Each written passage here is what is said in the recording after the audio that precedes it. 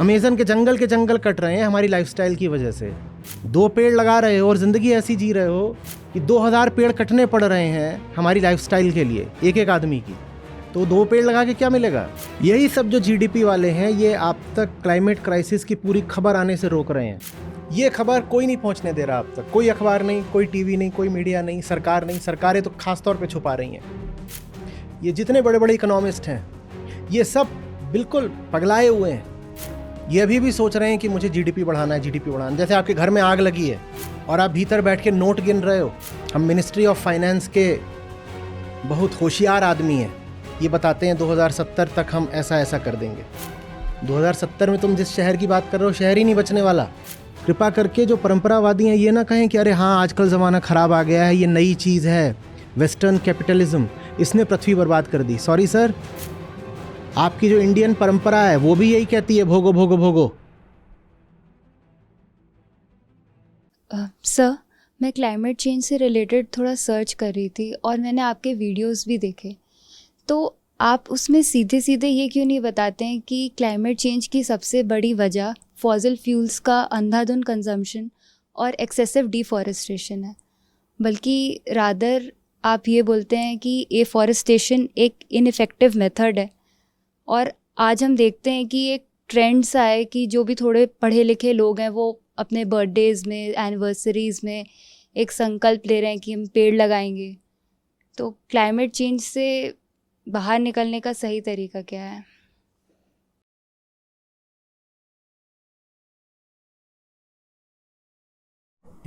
जब मैं छोटा था तो सरकारी नारा चलता था, जो अपनी उम्र के हैं उनको ध्यान आएगा, कि बच्चे 3 और पेड़, कुछ इस तरह का था। क्या था, याद आ रहा है किसी को? कहते थे कि बच्चे 2 या 3 होने चाहिए, सरकार का था, आज से 30 साल पहले, 40 साल पहले, कि बच्चे 2 या 3 होने चाहिए और पेड़ लगाओ कम से कम 5 या 10, कुछ ऐसा था, सरकार कहती थी। सारी गड़बड़ ये है कि ये गणित बहुत खराब है, एकदम गलत हिसाब है। पेड़ निस्संदेह बहुत ज़बरदस्त चीज़ हैं, पेड़ों ने ही बहुत कुछ संभाल कर रखा हुआ था आज तक। पर ये जब आप एफॉरेस्टेशन की बात करते हैं ना, एफॉरेस्टेशन माने क्या? पेड़ लगाना, पौधे रोपना। पेड़ तो नहीं लगाए जाते, पौधे रोपे जाते हैं इतने इतने। एक पेड़, जब आप क्लाइमेट चेंज की दृष्टि से देखते हैं, तो एक पेड़ प्रतिवर्ष बस 20-30 किलो कार्बन डाइऑक्साइड सोख सकता है। पेड़ क्या करता है कार्बन डाइऑक्साइड सोख के? वो उसको लकड़ी बना देता है। लकड़ी, पत्ती, जो पूरा ऑर्गेनिक मटेरियल है वो सब बन जाता है पेड़ में, ठीक है। और पेड़ भी ये तब कर सकता है जब पहले पेड़ कम से कम 10-20 साल, 25 साल पुराना पेड़ हो, तब ये पेड़ कर सकता है। उसमें भी अभी गड़बड़ है। पेड़ अगर ज्यादा पुराना हो गया तो ये नहीं करेगा, पेड़ मरेगा नहीं, पर करेगा नहीं। क्यों? क्योंकि अब वो बड़ा हो गया ना। पेड़ कार्बन डाइऑक्साइड लेता है और उससे क्या बनाता है? लकड़ी। अब पेड़ का आकार तो बड़ा हो गया, अब आपकी एक हाइट है, आप हो गए हो 5-4 के मान लो, अब उसके बाद हमेशा तो नहीं बढ़ते रहोगे। तो पेड़ भी कार्बन डाइऑक्साइड तभी तक सोख रहा था जब तक अभी उसे और लकड़ी का निर्माण करना था। उसके बाद भी लेगा, पर कम लेगा, अब कम लेगा। और इसी तरह से जब पेड़ बहुत छोटा है तब भी वो बहुत कार्बन डाइऑक्साइड नहीं सोखेगा। क्यों? क्योंकि अभी उसके पास इतना सा तो उसका तना है, वो कितनी कार्बन डाइऑक्साइड उसमें लाके उसको लकड़ी बनाएगा? पतला सा तो है। तो पेड़ बस अपने यौवन के कुछ दशकों में कार्बन डाइऑक्साइड इफेक्टिवली सोखता है। पहली बात तो ये समझो, जो पेड़ की पूरी लाइफ साइकिल है उसमें जो उसके ग्रोइंग अप ईयर्स हैं, जो एकदम जब छोटू ही था, आप तो इतना सा लगाते हो ना, इतना सा लगाते हो धीरे धीरे, तो जो उसके ग्रोइंग अप ईयर्स हैं उसमें बहुत कार्बन डाइऑक्साइड नहीं सोखता। इसीलिए पेड़ क्लाइमेट चेंज की दृष्टि से इनइफेक्टिव है, अप्रभावी, कह सकते हो अनुपयोगी, जब वो अभी छोटा है। फिर वो उपयोगी होता है जब अभी वो मर्द बनने लग जाता है, जब उसके तने पर लकड़ी चढ़ने लगती है, उसका घेराव बढ़ने लगता है, तब वो उपयोगी हो जाता है कार्बन डाइऑक्साइड सोखने की दृष्टि से। फिर एक दिन आता है जब पेड़ ने अपनी पूरी ऊंचाई पा ली। अब उसके बाद फिर वो बहुत कार्बन डाइऑक्साइड नहीं सोखता, क्योंकि अब क्या करेगा, सोख के सोखता है पर अब उसके सोखने की दर कम हो जाती है। तो एक तो ये।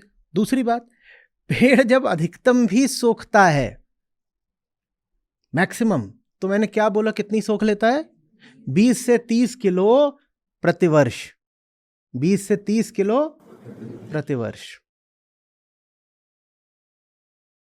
और आप जो एक बच्चा पैदा करते हो, जो एक इंसान दुनिया में आता है, वो प्रतिवर्ष कितनी कार्बन डाइऑक्साइड उत्सर्जित करता है, एमिट करता है? चलो सब लोग गेस करो। पेड़ सोखने में लगा हुआ है। हम पेड़ करते हैं कि चलो पेड़ लगाएंगे तो इससे ठंडक आ जाएगी, क्लाइमेट चेंज रुक जाएगा, ये सब हो जाएगा। ऐसी बातें पढ़ने को मिलती है ना। जहां बात करो क्लाइमेट चेंज की, तहां सब ये जितने उत्साही लोग हैं, या जाते हैं कहते हैं चलो वृक्षारोपण करें, जैसे वृक्षारोपण से अब कुछ हो जाना है। एक पेड़ लगाओगे तो वो एक साल में 20 से 30 किलो कार्बन डाइऑक्साइड सोख लेगा।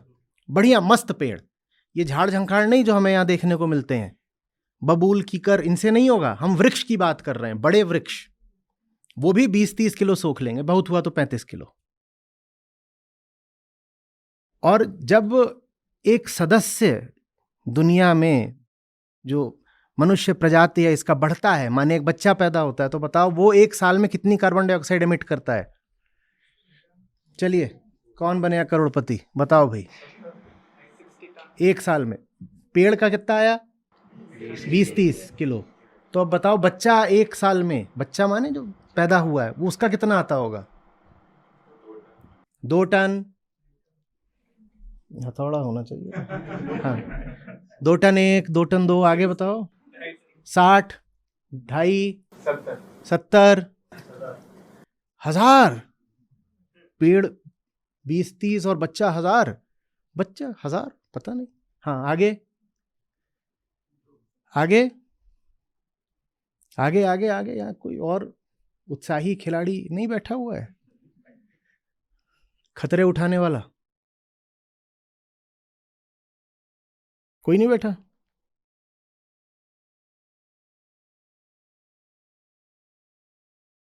हाँ भाई उदित, कितना? 4 टन।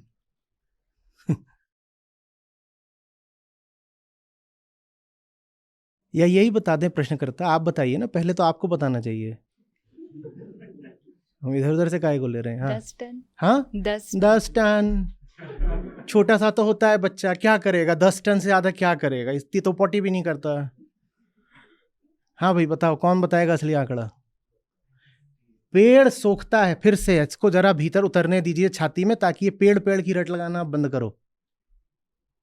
पेड़ सोखता है अधिक से अधिक 20 से 30 किलो। और हम बात कर रहे हैं वो अमेज़न वाले वृक्षों की, ये छोटे मोटे पेड़ों की नहीं बात कर रहे। जैसे हमारे यहाँ पे ये एल्स्टोनिया है, ये एल्स्टोनिया नहीं वृक्ष कहलाता। बच्चा कितना उत्सर्जित करता है?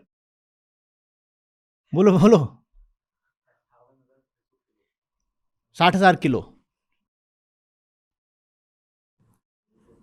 तो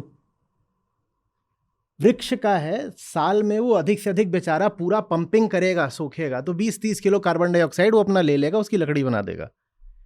और जो एक इंसान पैदा होता है वो साल में 60,000 किलो कार्बन डाइऑक्साइड एमिट करता है। अब बताओ पेड़ लगाने से कुछ होगा? एक पेड़ 20-30 किलो अधिक से अधिक बेचारा सोख पाएगा, इससे ज्यादा उसकी औकात नहीं है। जबरदस्त वृक्ष भी अधिक से अधिक 30-35 किलो सोख लेगा। और वो भी वो ऐसा नहीं कि तुमने आज लगाया तो आज सोखना शुरू करेगा। पहले तो उस बेचारे को बचना चाहिए, पहले तो वो बचे। आप जानते हो कि इसमें एफॉरेस्टेशन, आपने वो टर्म यूज करी, एफॉरेस्टेशन में सक्सेस रेट क्या है? ये सब आपको पता करके आना चाहिए सवाल पूछने से पहले। एफॉरेस्टेशन में जो सर्वाइवल रेट है वो 2% से 15% का है, वो भी जब वो किसी ऑर्गेनाइज्ड एजेंसी द्वारा करा जाता है। ये नहीं कि आपने अपने घर में लगा दिया, मोहल्ले में लगा दिया, उसमें तो शायद और कम होगा। जब सरकार या एनजीओज वगैरह करते हैं तो भी उन्हें 2 से 15% का सक्सेस रेट मिलता है। 2 से 15% मतलब समझ रहे हो कि अगर 10 लगाते हैं तो उसमें से एक पेड़ बचता है, बाकी बकरी खा गई, पानी नहीं दिया, कुछ हो गया, वो मर गया। मर गया माने उसको वृक्ष बनने में बहुत समय लगता है, उतने समय तक वो जी नहीं पाया। ये नहीं कि आज ही मर गया, आज मर सकता है, 1 साल बाद मर सकता है, 2 साल बाद मर सकता है, 4 साल बाद मर सकता है, पर वो पूरा वृक्ष नहीं बनने पाया। पूरा वृक्ष अगर बन भी जाए तो अपने पीक एब्जॉर्प्शन पीरियड में वो 30 किलो कार्बन डाइऑक्साइड प्रतिवर्ष सोखेगा, सिर्फ 30 किलो प्रतिवर्ष। और एक इंसान जो पैदा हुआ है वो 60,000 किलो प्रतिवर्ष निकालेगा। एक इंसान जो पैदा हुआ है वो 60,000 किलो प्रतिवर्ष निकालेगा। एक पेड़ बेचारा 20-30 किलो सूखेगा। बताओ पेड़ क्या कर सकता है? पर हम अपने आप को धोखा देने में माहिर हैं। हम अपने आप को बता रहे हैं कि नहीं, मैं अपनी जिंदगी वैसे ही चलाऊंगा, आबादी वैसे ही बढ़ाऊंगा, मैं पेड़ लगाऊंगा। तुम्हारे पेड़ लगाने से कुछ नहीं होगा। तुम्हारी जो लाइफस्टाइल है ना, वो पेड़ों की लाश पर बनी है। तुम 2 पेड़ लगाते हो, तुम 10 पेड़ खाते हो। तुम जिन तरीकों से जी रहे हो वो तरीके संभव ही नहीं है वनों के विनाश के बिना। और आप अपने आप को धोखा देने के लिए, अपनी नजर में पाक साफ रहने के लिए 2 पेड़ 5 पेड़ लगा देते हो, 20 पेड़ लगा देते हो। उससे क्या हो जाएगा? किसको धोखा दे रहे हैं हम? ये पेड़ लगा करके हम किसको बेवकूफ बना रहे हैं? अमेज़न के जंगल कट रहे हैं हमारी लाइफस्टाइल की वजह से। 2 पेड़ लगा रहे हो और जिंदगी ऐसी जी रहे हो कि 2000 पेड़ कटने पड़ रहे हैं हमारी लाइफस्टाइल के लिए, एक एक आदमी की। तो 2 पेड़ लगा के क्या मिलेगा? हमारा कुछ भी ऐसा नहीं है जो नेचुरल रिसोर्स इंटेंसिव ना हो।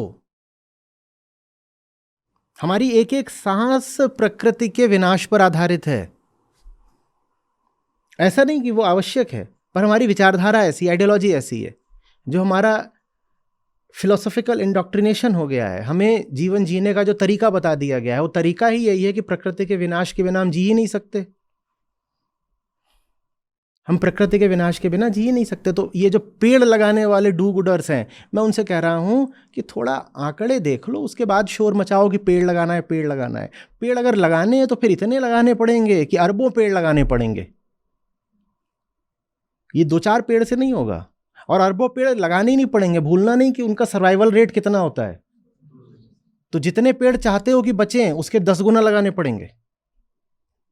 जितने पेड़ चाहते हो कि बचें उसके 10 गुना पेड़ लगाओ, और फिर उनको तब तक पालो पोसो जब तक कि वो कम से कम 5-10 साल में बड़े वृक्ष ना बन जाए। तो ये तो पेड़बाजी हुई, इसको समझना बहुत जरूरी था। ये स्पष्ट हो गया पेड़ होगा। अब इस पे और बोलेंगे जितना मतलब गला अनुमति देगा। अब इस पर आते हैं जो दूसरी बात है इनकी कि फॉसिल फ्यूल मत जलाओ, फॉसिल फ्यूल मत जलाओ, उससे हो जाएगा। इसमें क्या चल रहा है? इसमें यह चल रहा है कि हम इलेक्ट्रिक व्हीकल लेकर के आएंगे, उससे हो जाएगा। इलेक्ट्रिक व्हीकल बिना आंकड़े देखे आप फिर से आ जाते हो, और मैं 100 बार बोलता हूं आओ तो आंकड़े लेकर आओ। एक ईवी जो होती है, इलेक्ट्रिक व्हीकल, वो अपने पूरे लाइफ साइकिल में जो एक फॉसिल फ्यूल कार होती है, इंटरनल कंबशन इंजन वाला जो व्हीकल होता है, उसकी अपेक्षा बस 25 से 50% कम एमिशन करती है। आपको खुशी होना चाहिए, ताली बजाओ बच्चा लोग। माने अगर आपके पास एक पेट्रोल या डीजल गाड़ी होती और उसकी जगह आपने क्या ले ली? ईवी ले ली, तो पेट्रोल गाड़ी अगर 100 यूनिट कार्बन डाइऑक्साइड एमिट करती, तो आपकी जो ईवी है वो 50 से 75 एमिट करती है अपने पूरे लाइफ साइकिल में, जिसमें मैन्युफैक्चरिंग और फिर उसकी रिसाइकलिंग, डिस्पोजल सब इन्वॉल्व है। तो खुश होने की बात है, हो जाए खुश? नहीं, क्योंकि हमने आंकड़े पूरे नहीं देखे। साधारण सा एक गूगल करो कि अमेरिका में 1000 लोगों पे कितनी कारें हैं और भारत में 1000 लोगों पे कितनी कारें हैं। करो जरा सा, जल्दी से करो भाई। अमेरिका में 1000 लोगों पे लगभग 1000 ही कार हैं, अगर मेरे आंकड़े दुरुस्त हैं तो। और भारत में लगभग 7.5% घरों में कार है। अगर हम एवरेज फैमिली साइज 5 या 6 मान लें भारत में, तो इसका मतलब हुआ कि भारत में 500 लोगों पे कितनी कार हुई? 7.5। 7.5% घरों में कार है, तो 100 में से 7.5, 100 परिवारों में 7.5 कार, 100 परिवार माने 500 लोग, तो 500 लोगों पे 7.5 कार, तो 1000 लोगों पे 15 कार। ठीक जा रहा हूं, कुछ गड़बड़ कर रहा हूं? जी, भारत का अनुमान है कि 2022 में भारत में 24 पैसेंजर व्हीकल्स थे पर 1000। हाँ, तो मैंने 15 बोला, उसको 24 मान लो, ठीक है, क्योंकि मैंने एवरेज फैमिली साइज 5 ले ली है, वो 5 से घट के 4 हो गई होगी, तो इसीलिए शायद 400 लोगों पे 7.5 था, तो 400 पे 7.5 लोगे तो 1000 पे फिर वो आ जाएगा इतना 24। ठीक है। और अमेरिका में 860 से 910 के बीच में। 860 से 910, मैंने माना था 1000 ही है, वो 900 मान लो, ठीक है, 860 से 910। अमेरिका में 1000 लोगों पे 900 गाड़ियां हैं, 900 कार, ठीक है। अभी ऑथेंटिक डेटा आ गया, अप्रोक्सीमेट भी नहीं है। अमेरिका में 1000 लोगों पे कितने हो गई? 900 कारें हो गई। भारत में 1000 लोगों पे कितनी कार हो गई? 24। ईवी क्या करता है कि आपका एमिशन मान लो 30% कम कर देता है। 30% आप एमिशन कम कर लो, लेकिन भारत को तो क्या बनना है? अमेरिका। भारत को क्या बनना है? अमेरिका। अमेरिका बनने के लिए जरूरी है कि भारत जो अपनी व्हीकल डेंसिटी है, per capita number of cars जो है, उसको 30 गुना करे। 24 को 30 से अगर गुणा भी कर दोगे तो कितना हो गया? 720। वो तब भी अमेरिका जितना नहीं हुआ। और हम तो विकास का क्या मतलब समझते हैं? यही भाई, ऑटो उद्योग की तरक्की होनी चाहिए, घर घर में कार आनी चाहिए, यही तो विकास है ना। तो कुल 1000 में बेचारे भारतीयों के पास कुल 24 ही तो कार है। 1000 आदमी पे कुल 24 कार है, तो विकास का मतलब ही क्या हुआ अनुज? 24 कार को कम से कम कितना कर दें? 30 गुना तो करें, तब भी हम अमेरिका की टक्कर में बराबर नहीं आएंगे। 24 को 30 गुना भी कर दोगे तो 1000 लोगों पे कितनी कार हो गई? 720। और अमेरिका में 1000 लोगों पे कितनी कार है? तो 30 गुना हम करना चाहते हैं, और इलेक्ट्रिक व्हीकल लोगे तो 30% कम होगा। और 30 गुने में 30% कम कर दो तो भी क्या हो जाएगा? कितने गुना बढ़ गया? 21 गुना। 30 गुने में 30% कम कर दो तो भी 21 गुना बढ़ गया। इलेक्ट्रिक व्हीकल लाके भी तुम एमिशंस कम नहीं कर रहे, 21 गुना और बढ़ा रहे हो। पर बहुत लोगों को लगता है मेरे पास इलेक्ट्रिक व्हीकल आ गया, अब मैं तो क्लाइमेट एक्टिविस्ट हो गया। उसकी पट्टी भी हरे रंग की लगती है, सरकार लगवाती है हरे रंग की पट्टी। भाई टोटल एमिशन पर vehicle multiplied by number of vehicles होता है ना। तो एमिशन पर व्हीकल तो 30% कम कर रहे हो ईवी ला करके, पर नंबर ऑफ व्हीकल्स तुम बढ़ा रहे हो गवर्नमेंट पॉलिसी द्वारा, क्योंकि तुम्हारी विकास की परिभाषा ही जीडीपी सेंट्रिक है। तुम बोल रहे हो जीडीपी बढ़ रहा है तभी तो विकास हो रहा है, और जीडीपी कैसे बढ़ेगा अगर ऑटो उद्योग नहीं बढ़ेगा?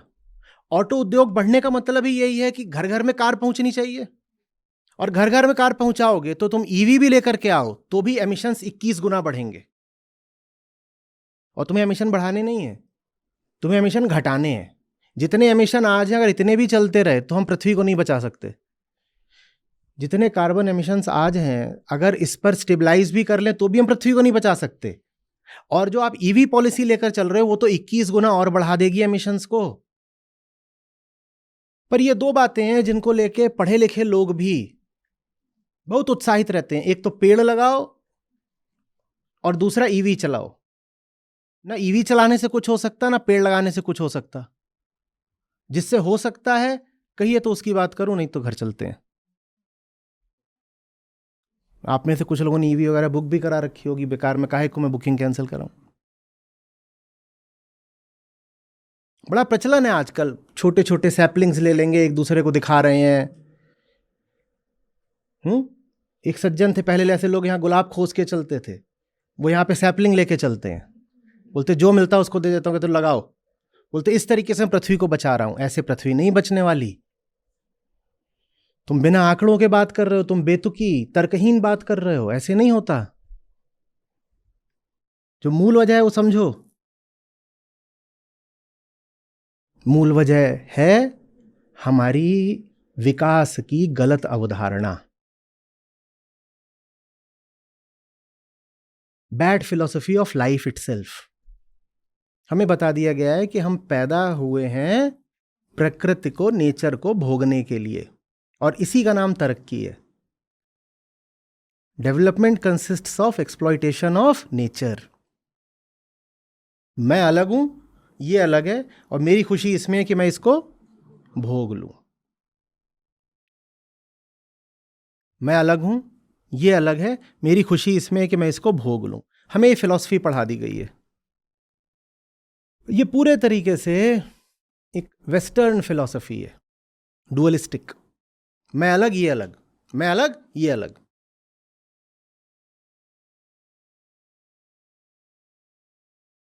और मेरी खुशी किसमें है? इसको भोगने की। मैं इससे क्या हूं? मैं इससे ऊपर हूं। सुनते नहीं हो जब हम बोलते हैं कि भाई ये सब जानवर क्यों खा रहे हो, तो कई हमारे दोस्त आके कह रहे हैं क्योंकि ये तो बनाए ही गए हैं खाने के लिए। मैं ऊपर हूं, ये नीचे है। ये सब कुछ बना ही इसीलिए कि मैं इसको एक्सप्लॉइट करूं। ये जो फिलॉसफी है ना, ये जब तक नहीं बदलेगी तब तक पेड़ और ईवी से नहीं होगा। और ये फिलॉसफी सिर्फ राइट एजुकेशन से बदल सकती है। कोई इस बात को समझ नहीं रहा है, मैं चिल्ला चिल्ला के बोल रहा हूँ। क्लाइमेट चेंज का इलाज शिक्षा है। लोगों को ताज्जुब होता है, कहते हैं शिक्षा से थोड़ी होगा। मैं कह रहा हूँ शिक्षा के बिना कुछ नहीं होगा। ये जो तुम्हारे पॉलिसी मेकर्स हैं, इन्हें कुछ नहीं पता सब कैसे हो रहा है। ये सोच रहे हैं कि क्लीन एनर्जी और ये सब करके हो जाएगा, नहीं होगा। क्लाइमेट चेंज का कोई टेक्नोलॉजिकल सॉल्यूशन नहीं हो सकता। क्लाइमेट चेंज एक स्पिरिचुअल क्राइसिस है, और उसका सिर्फ एक स्पिरिचुअल सॉल्यूशन ही हो सकता है।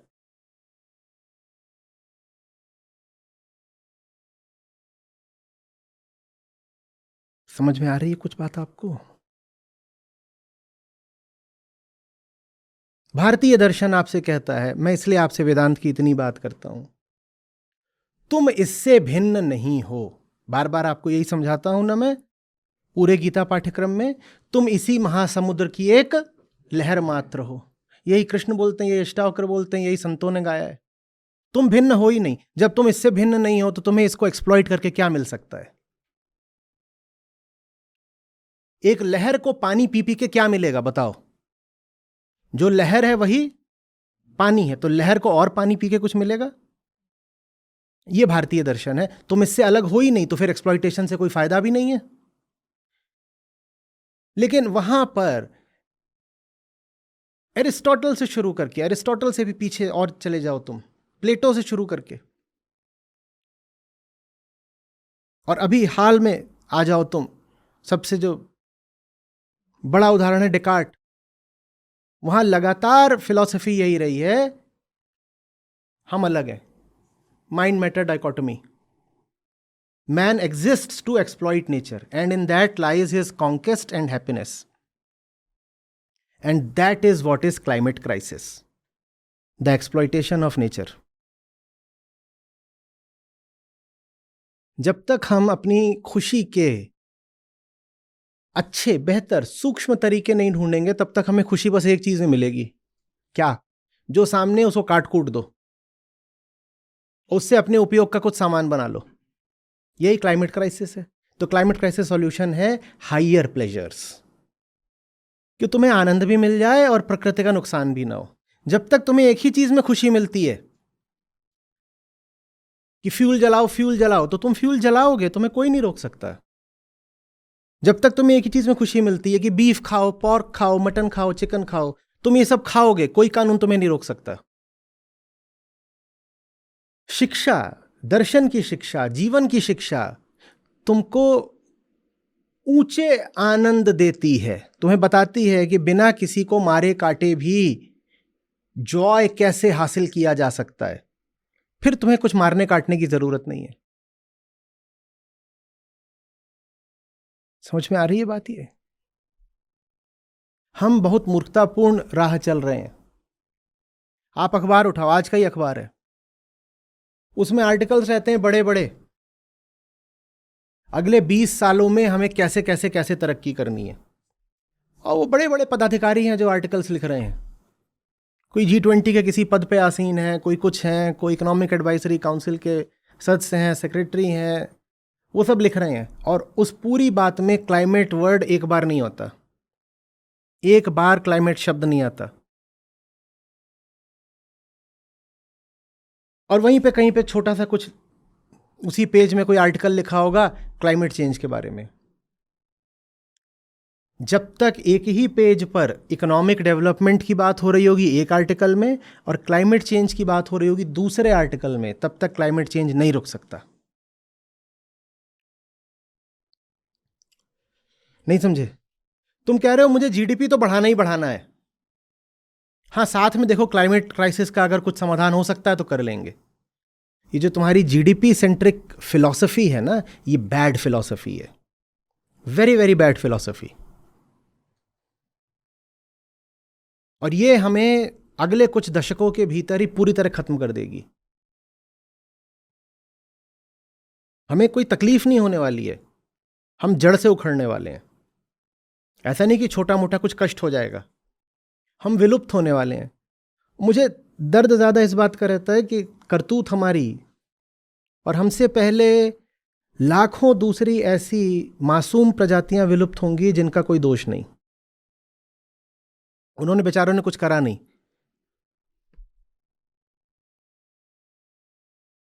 यही सब जो जीडीपी वाले हैं, ये आप तक क्लाइमेट क्राइसिस की पूरी खबर आने से रोक रहे हैं।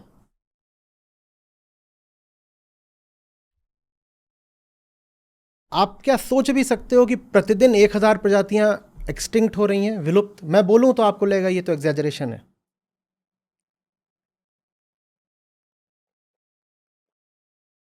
ये खबर कोई नहीं पहुंचने दे रहा अब तक, कोई अखबार नहीं, कोई टीवी नहीं, कोई मीडिया नहीं, सरकार नहीं। सरकारें तो खास तौर पे छुपा रही हैं। ये जितने बड़े बड़े इकोनॉमिस्ट हैं, ये सब बिल्कुल पगलाए हुए हैं।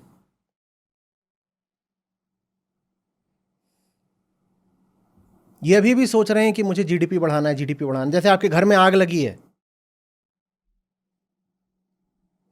और आप भीतर बैठ के नोट गिन रहे हो और योजना बना रहे हो कि किस तरह से अगला नोट हासिल करूंगा। तुम्हारा घर ही जल चुका है, तुम भी जलने वाले हो, तुम्हारे नोट भी जल जाएंगे, कुछ बचना नहीं है। पागल, बिल्कुल पागल, विक्षिप्त।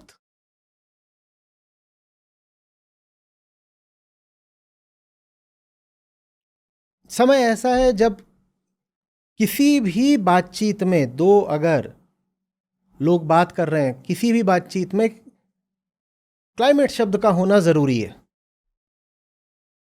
किसी भी मुद्दे पे कोई भी आर्टिकल है, उसमें क्लाइमेट शब्द का होना जरूरी है। कोई मूवी बन रही है, उसमें क्लाइमेट शब्द का होना जरूरी है। कोई इलेक्शन मैनिफेस्टो है, उसमें क्लाइमेट का होना जरूरी है। कोई सिलेबस है एजुकेशनल, उसमें क्लाइमेट शब्द का होना जरूरी है।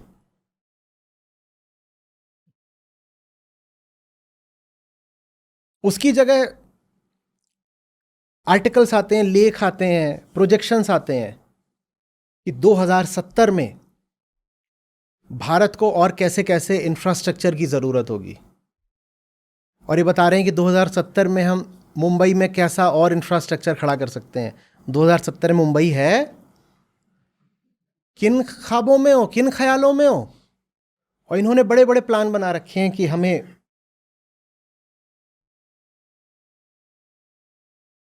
मिनिस्ट्री ऑफ फाइनेंस के बहुत होशियार आदमी हैं, ये बताते हैं 2070 तक हम ऐसा ऐसा कर देंगे।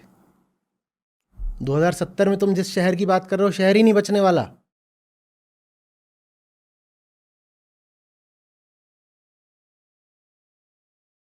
बीस सेंटीमीटर जल स्तर बढ़ चुका है पहले ही, पागल। हम किस दुनिया में है? मीन सी लेवल 20 सेंटीमीटर्स बढ़ चुका है।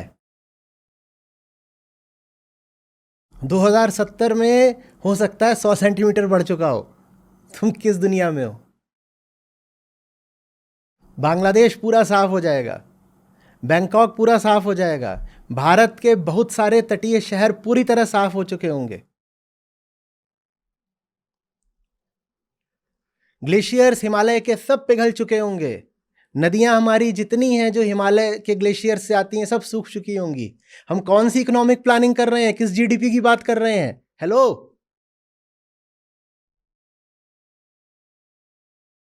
कितना है मीन अभी अभी सी लेवल राइज? एकदम आज का डेटा देना। 90% जो हीट होती है वो ओशन ही तो एब्जॉर्ब कर रहा है। क्लाइमेट चेंज का सबसे ज़्यादा बड़ा असर वाटर बॉडीज़ पे पड़ रहा है, जिसमें ग्लेशियर आता है, ओशंस आते हैं, नदियाँ आती हैं। नदियों में पहले बाढ़ आएगी क्योंकि बर्फ़ तेज़ी से पिघलेगी, उसके बाद नदियाँ सूख जाएंगी क्योंकि बर्फ़ बचेगी ही नहीं। सी लेवल ऐसे ऐसे ऐसे राइज करते रहेंगे। इतना राइज करने मतलब सोचते हो कहाँ तक पहुँच जाएंगे? यूरोप के बहुत सारी राजधानियाँ जो तटीय हैं वो डूबने वाली हैं। उनको है, वो समझ रहे हैं इस बात को, उन्होंने अपनी अप्रोच बदल दी है। वो अपनी बजटिंग जीडीपी के हिसाब से नहीं कर रहे अब। पर खासकर हिंदुस्तान में हम अभी पता नहीं किन ख्वाबों में हैं।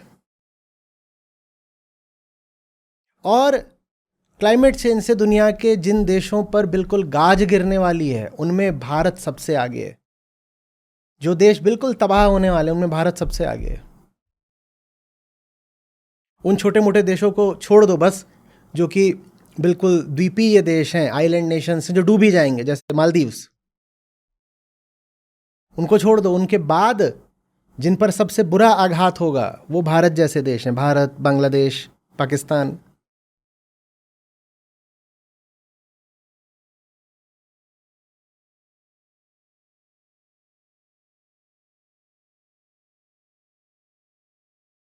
एक डिग्री से ऊपर हम जानते ही हैं कि तापमान बढ़ चुका है, औसत ग्लोबल टेम्परेचर, इतना तो पता ही होगा। 2 डिग्री पर फीडबैक साइकिल्स लॉन्च हो जाएंगे। फीडबैक साइकिल्स की लॉन्चिंग का मतलब समझते हो क्या होता है? अब उसे रोका नहीं जा सकता। मिसाइल लॉन्च हो गई है, अब उसको आप इंटरसेप्ट या अबॉर्ट नहीं कर सकते। 2 डिग्री पर मामला हमारे हाथ से निकल जाएगा।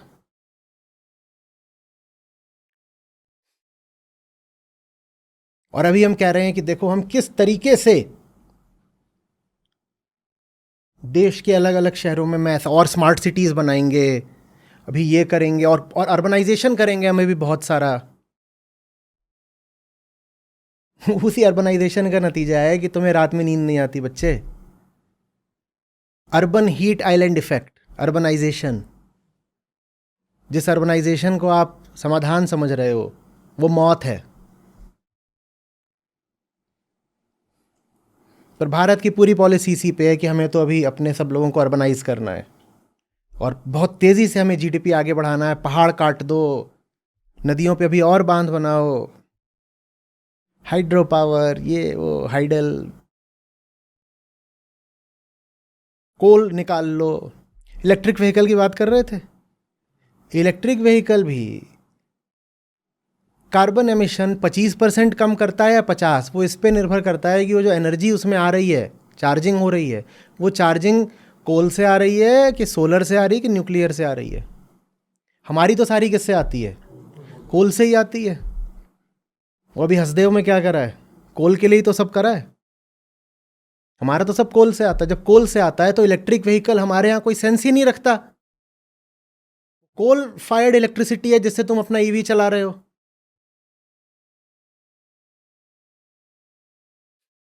क्या सॉल्यूशन है? सॉल्यूशन है reduce the urge to consume and that will require education.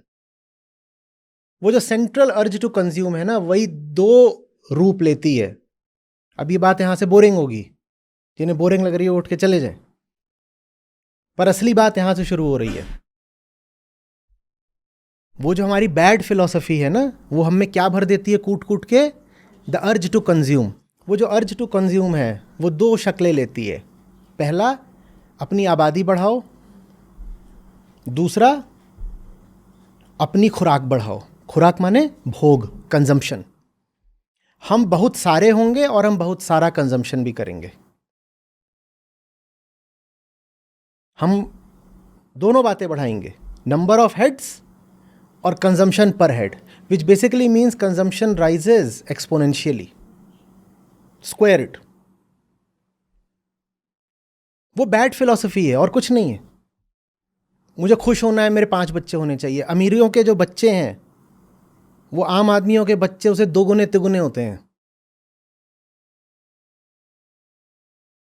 जनसंख्या के 2 तबके होते हैं जो अंधाधुंध पैदा करते हैं, एक तो जो बहुत गरीब होते हैं, एक तो जो बहुत अमीर होते हैं। और जो बहुत अमीर होते हैं वो बहुत गरीबों से भी ज़्यादा पैदा करते हैं, कंजम्पशन। उनके पास पैसा है ना, तो कहते हैं मैं ये भी कंज्यूम करूँगा ना। और वो फिर यही नहीं करते कि सिर्फ बच्चे पैदा कर रहे हैं, वो अलग अलग महिलाओं से कई बच्चे पैदा करते हैं। Consumption, I will consume as many women as possible and procreate as many kids as possible from them.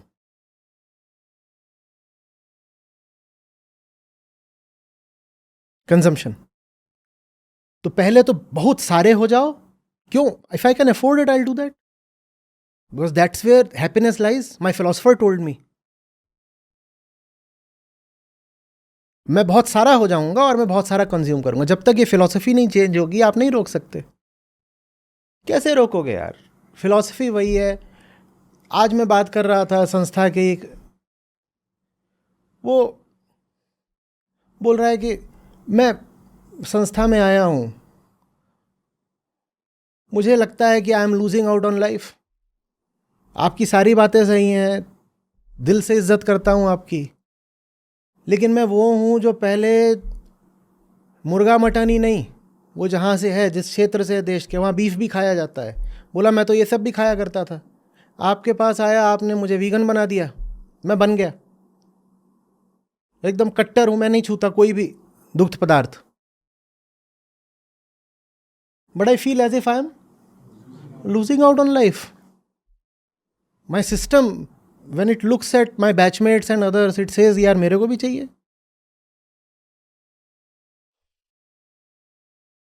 मेरे साथ के लोग बेल्जियम में गेट टुगेदर कर रहे हैं, I feel I am missing out on it. कोई किसी तरीके से पैसे उड़ा रहा है, कोई किसी तरीके से उड़ा रहा है, सब बोल रहे हैं कि यही तो हैप्पीनेस है। जब तक जो परवेडिंग फिलॉसफी है समाज की उसको नहीं बदलोगे, इसका कोई समाधान नहीं है। आप लोग बोलोगे ये इम्प्रैक्टिकल बात है, इम्प्रैक्टिकल नहीं बात है। This is the only solution and it can be implemented. You just need to change the education. छोटे बच्चे में ये भाव मत डालो कि खुशी और बहुत सारे खिलौने इकट्ठा करने में है। उसको हायर प्लेजर्स से रूबरू कराओ। उसको बोलो ये रही किताब, इसको पढ़, और इसमें जो जॉय है वो तुझे 10,000 के और खिलौने दिलवा भी दूं तो भी नहीं मिलेगा। ले खेल, एक साधारण सी मैं तेरे को गेंद दिए देता हूं, फुटबॉल दिए देता हूं, खेल, और इसमें जो प्लेजर है वो तुझे 10 जगह प्लेन पर ट्रैवल करके भी नहीं मिलेगा। गाना सीख, नाचना सीख। और यही बात मैं आप सब लोगों से बोल रहा हूं जो फाउंडेशन संबंधित हैं। हायर प्लेजर्स अपनी जिंदगी में नहीं ला रहे हो ना, तुम संस्था में भी नहीं टिक पाओगे। यूं ही नहीं, हमने यहाँ पर ये बैडमिंटन कोर्ट खड़ा करा है, वो टीटी टेबल, ये जिम। बार बार बोला करता हूँ, म्यूज़िकल इंस्ट्रूमेंट्स बजाना सीखो, नाचना सीखो, गाना सीखो, खेलो, जाओ, जिम ज्वाइन करो। गर्मियाँ चल रही हैं, स्विमिंग क्यों नहीं करते? ये सब नहीं करोगे तो वही होगा कि वो जो घटिया किस्म के प्लेजर थे वो तो सर आपने हमारी ज़िंदगी से हटा दिए। पर अब मेरा पूरा सिस्टम कहता है कि where is the alternate pleasure. तो वो जो ऑल्टरनेट प्लेजर है, by which I mean the higher pleasure, उसको तो ज़िंदगी में लाना पड़ेगा ना। यही एजुकेशन है। हमें बच्चों को सिखाना पड़ेगा कैसे आनंदित हुआ जा सकता है बिना कंजम्पशन के। आप बांसुरी बजा लेते हो, फ्लूट, ठीक है, लकड़ी लगती है उसमें, बिना लकड़ी की भी शायद आने लग गई हो। आपको आनंद मिल गया, किसी का कोई नुकसान हुआ, जंगल कटे, पौधे, पक्षी, पशु कुछ मरे, कुछ नहीं हुआ, आनंद भी मिल गया। जब तक मानवता इस तरीके से आनंद पाना नहीं सीखती, तब तक वो अपनी घटिया खुशी के लिए पूरी पृथ्वी का नाश करती ही रहेगी। वही है क्लाइमेट कैटास्ट्रॉफी। और उसका समाधान न तो पेड़ लगाने से हो जाना है, ना ईवी खरीदने से हो जाना है। झूठ बोलना बंद करो अपने आप से। जो बिल्कुल genuine, simple, inexpensive pleasures of life हैं, हमने अपने आप को उनसे तो कर लिया वंचित। दो लोग हैं, वो चुपचाप एक पतली सी सड़क पर जा रहे हैं, बात कर रहे हैं, घंटे भर बात करते रहे। ये एक एपिसोड ऑफ जॉय क्यों नहीं है, बताओ? पर ऐसा रिश्ता हमारा किसी के साथ होता ही नहीं। मजेदार चीज है। हींग लगे ना फिटकरी, रंग भी चोखा। 1 रुपया नहीं लगा, 1 रुपया भी नहीं लगा। 2 लोगों ने सिर्फ क्या करा, वॉकिंग करी और उसमें आनंद आ गया। बिल्कुल कुछ भी लगा क्या? कुछ नहीं लगा, बल्कि कैलोरी और जला ली। घंटे भर वॉक करा, बढ़िया। पर हमें ये प्लेजर नहीं पता। हमें प्लेजर यही पता है कि ओए चल पार्टी करते हैं, ओए। और पार्टी माने क्या? वहां जाके बोल रहे तू ये टंगड़ी चिकन ले आ, तू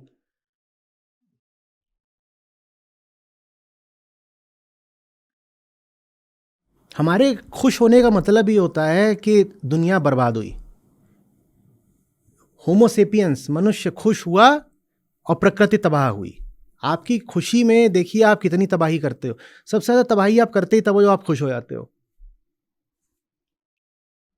आप खुश हो जाते हो, आप टूरिज्म के लिए निकल जाते हो, कर दी प्रकृति बर्बाद।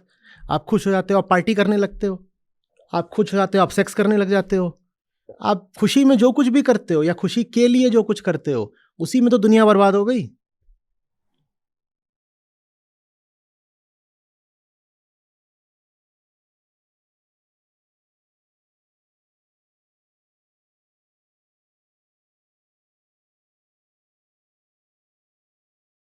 और हमारी जो ये नहीं है, मैं अभी इसमें कुछ कैपिटलिज्म को दोषी नहीं ठहरा रहा हूं।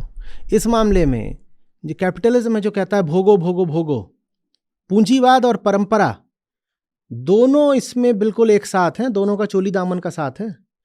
कृपा करके जो परंपरावादी हैं ये ना कहें कि अरे हाँ आजकल ज़माना खराब आ गया है, ये नई चीज़ है वेस्टर्न कैपिटलिज्म, इसने पृथ्वी बर्बाद कर दी। सॉरी सर, आपकी जो इंडियन परंपरा है वो भी यही कहती है भोगो भोगो भोगो। वेस्टर्न कैपिटलिज्म जो बोल रहा है वही बात आपकी देसी परंपरा भी बोल रही है। सिर्फ एक चीज है जो इन दोनों से अलग बात बोल रही है, वो है भारतीय दर्शन। भारतीय दर्शन एक तरफ है, भारतीय परंपरा और पाश्चात्य पूंजीवाद ये एक तरफ है। भारतीय परंपरा और भारतीय दर्शन बिल्कुल अलग अलग हैं, बिल्कुल अलग हैं। भारतीय परंपरा तो भोग का बहुत ही समर्थन करती है। सबसे पहली बात, दूधो नहाओ पूतो फलो, ये क्या है? ये परंपरा है ना। दूधो नहाओ पूतो फलो माने बच्चे पैदा करो और प्रकृति का दोहन करो। भैंस पकड़ लो, गाय पकड़ लो, ऊंट पकड़ लो, जो मिले पकड़ लो और उसको बांध लो, उसका गर्भाधान करा दो, उसका दूध दूहते रहो। दूधो नहाओ पूतो फलो।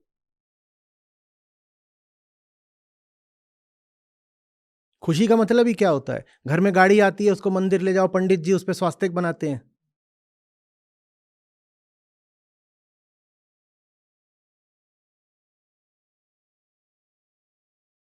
धर्म स्थलों का मतलब क्या होता है कि हमारी जितनी भोग की कामना होती है वो सारी कामनाएं लेके वहां जाते हैं और कहते हैं कि हमारी कामना पूरी हो जाए। और जिन जगहों पर मनोकामना पूरी होने की जितनी प्रसिद्धि हो जाती है वो जगहें उतनी विख्यात हैं, वहां उतना फुटफॉल होता है।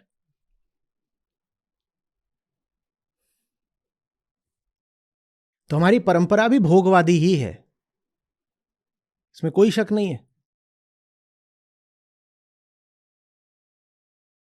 हाँ, हमारा दर्शन भोगवादी नहीं है। भारत का दर्शन अद्भुत है।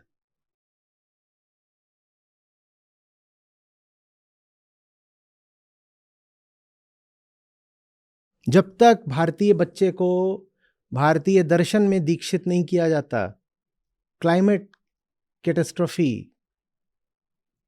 नहीं रोक पाओगे।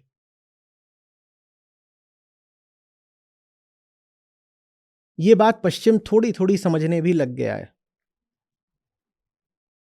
वो करने लग गए हैं बात।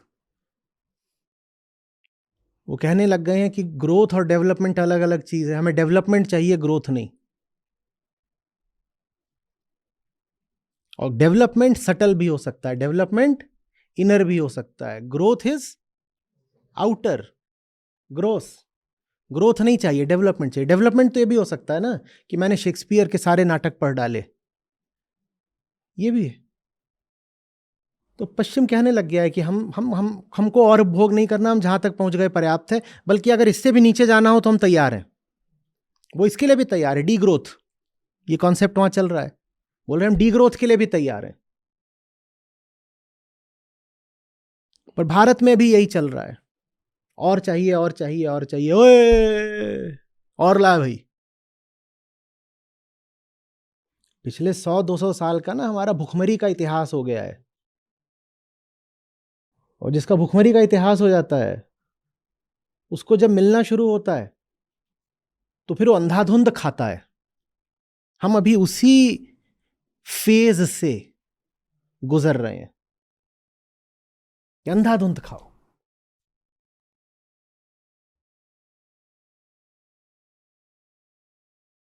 ये अंधाधुंध खाना नहीं चल पाएगा। भारत दुनिया का इस वक्त तीसरा सबसे बड़ा कार्बन एमिटर है।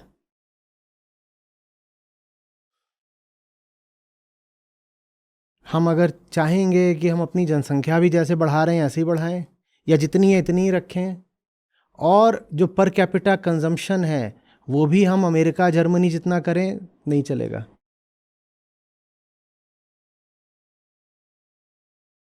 जितनी जनसंख्या है उतनी भी नहीं चल सकती, जनसंख्या को कम होना पड़ेगा। मैं जनसंख्या नियंत्रण की नहीं बात कर रहा, मैं जनसंख्या घटाने की बात कर रहा हूं। बहुत लोगों को बहुत बुरा लगेगा, खासकर उन्हें बहुत बुरा लगता है। वो बोलते हैं देखो इनकी बातें सिर्फ हिंदू सुनते हैं, हिंदुओं की जनसंख्या कम हो जाएगी, सब मुसलमान छा जाएंगे। भाई मैं हिंदू मुसलमान सबसे बोल रहा हूँ, और पृथ्वी हिंदू मुसलमान नहीं देखती, प्रकृति पर्यावरण हिंदू मुसलमान नहीं देखते। मेरी बात मुसलमान भी सुन रहे हैं।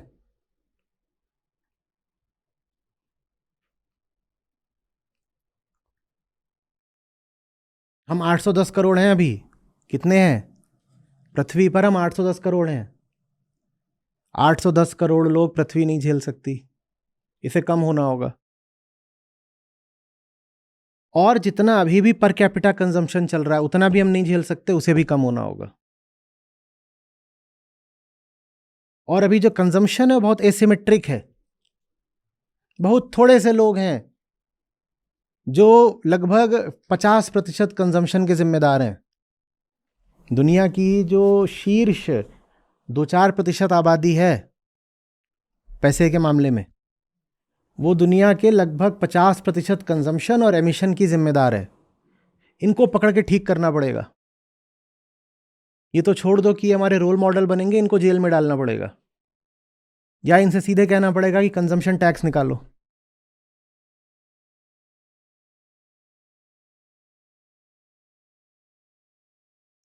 समझ में आ रही है बात?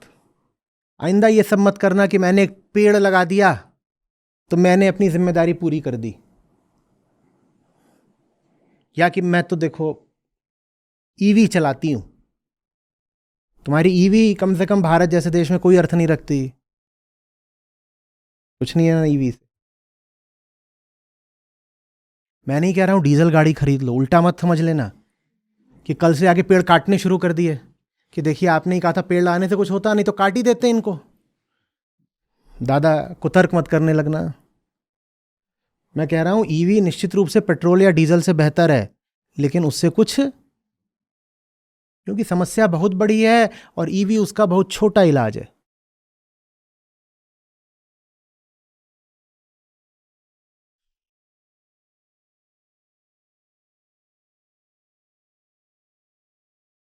नो कंजम्पशन है ना। देखो इसको ये भी दिखाया, इसको नहीं चाहिए, तो ये भी दिखाया, इसको नहीं चाहिए। तुम लोग क्या समझ रहे हो ये यूं ही है? वो डिमॉन्स्ट्रेशन दे रहा है कि छोटा सा हूं लेकिन सबको बताऊंगा जीना कैसे है। कोई कुछ दिखाए, हमें क्या बोलना है?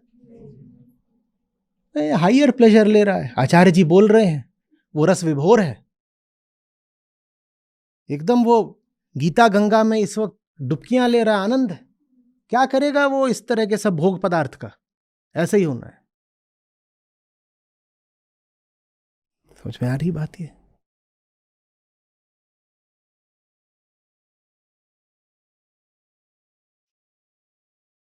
यही पीढ़ी है जो बचा सकती है। इन्हीं को सही शिक्षा दे दो तो बच जाएंगे, नहीं तो कोई उम्मीद नहीं है।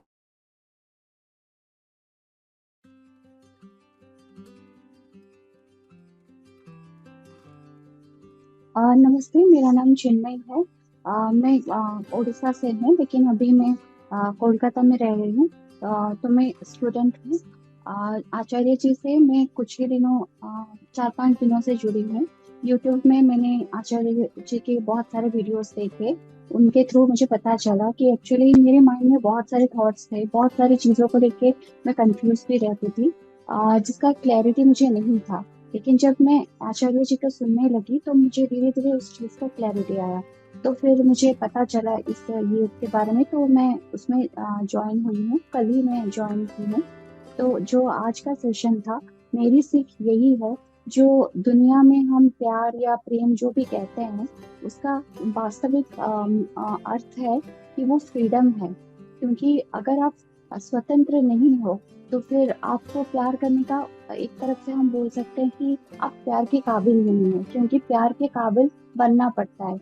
और दूसरी चीज़ जो मैं सीखी हूँ, जो हमें लगता था कि जो साइंस है वो स्पिरिचुअलिटी से कुछ अलग है, लेकिन जैसे कि साइंस जो है वो स्पिरिचुअलिटी का एक सबसेट ही है।